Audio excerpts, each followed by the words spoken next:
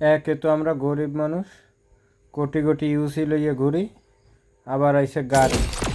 এই গাড়ি তো এবার বাইরের গিয়ে ছাড়তে হবে। আর গরিব মানুষ একটা গাড়ি ফেরে কিচ্ছু নাই, গাড়িগুলো দেখতেও সেই কেদার। এইটা হলো এক কম না, এগুলো এই দুইটা হলো আপগ্রেড হবে, আর এই দুইটা পাইতে হবে। এই দুইটা পাইলেই যে কোনো একটা গাড়ি লাগবে, আর তিনটা পেইন্ট লাগবে। তিনটা পেইন্ট হলে গাড়ি আপগ্রেড করা যাবে, কালার চেঞ্জ করা যাবে। গরিব মানুষ, লাখ লাখ যদি ভালো থাকে, আর লাখ হলো ফুটা কপাল। এই হলো ফুটা কপাল।